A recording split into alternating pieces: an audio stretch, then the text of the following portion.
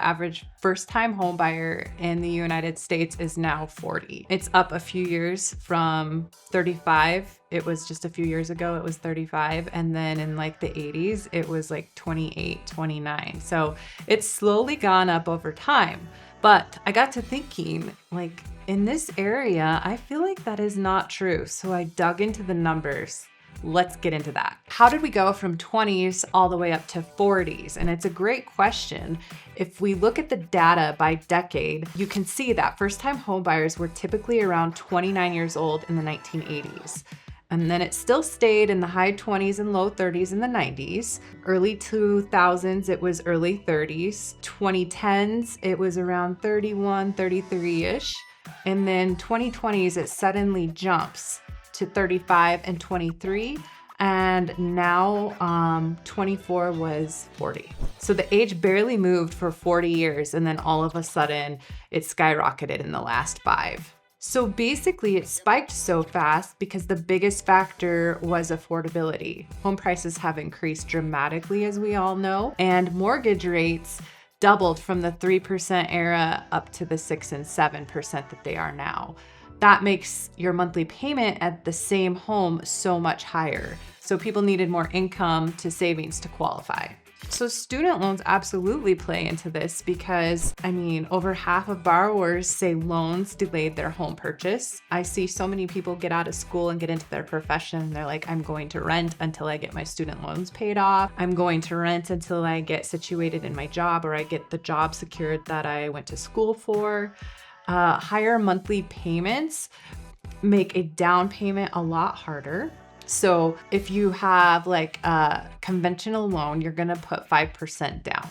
And if you're gonna do more than that, I mean, you get the point. Like if you're gonna have a high payment, you're gonna also have a pretty high down payment too. Also talk to your lender about that because sometimes people think if they put like an extra 10,000, 20,000 down, it will affect their payment a lot. And a lot of times it doesn't make that big of a difference. So it's almost better for you to keep a certain amount of cash flow in reserves versus putting it down a lot of different lender things. So talk to your lender on that. And then many need until their mid 30s and 40s to get debts low enough to even qualify to buy a house. Because prices rose so high, people's income didn't quite rise at the same time. And then if they went to school and they're just in their 30s, they're going to need a few years to kind of compensate and get their earnings back up. So that is a big reason why that automatic jump happened like the last 5 years. Rent has gotten so expensive that for many people, 40 to 50% of their income is their rent. That's a lot. And very little is left over. Plus, people are getting married and having kids, and those are big triggers in life to buy a home. So if they're waiting longer to get married and have kids, then you're probably going to wait longer to buy a home. So competition is a factor. Yeah, a huge factor. Younger buyers today are competing against older repeat buyers with tons of equity. And then we have all these cash buyers and investors. That's a lot of competition. And we didn't have all these cash buyers in years prior. So, I mean, if you're a first-time home buyer and you're coming in against a cash buyer or somebody with a contingent offer that is using the home equity to pay cash, I mean, you don't really stand much of a chance. So it's a very good question to ask if this trend looks the same in every state, and it doesn't at all. Again, real estate is very local and every area is going to be specifically different. In high cost states like California, Hawaii, New York, Texas, the first time buyer age is even older than 40. So I know I told you guys I dug into the information because I was like, I don't think that sounds right for our area in Gillette or the surrounding areas. And in the more affordable states like Wyoming, Iowa, the Dakotas, and in the Midwest in general, the age is much younger. So why in my business, I'm still helping plenty of people in their late 20s, their early 30s, mid 30s. I would say my average first time home buyer is late 20s and mid 30s, like around that area.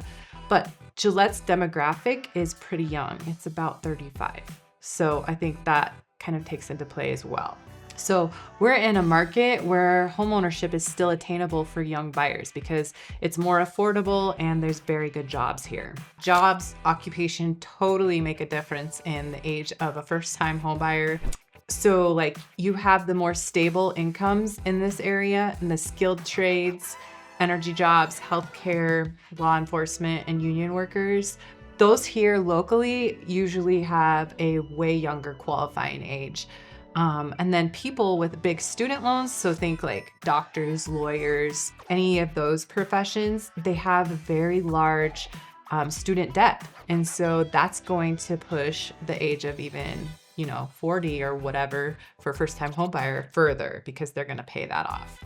So I want people to hear this clearly, that just because the national average of a first-time homebuyer is 40 does not mean by any means that you should wait.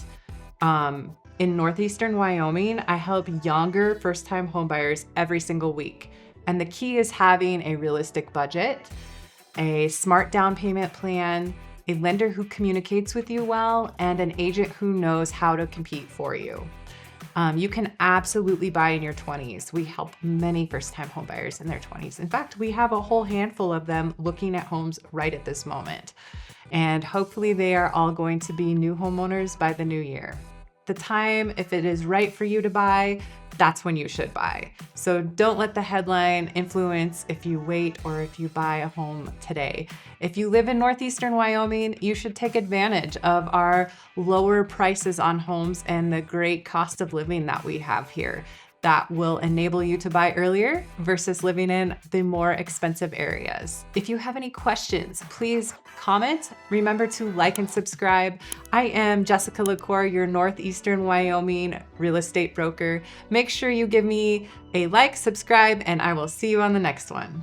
Did I ask for like and subscribe twice? I really want those likes and subscribes.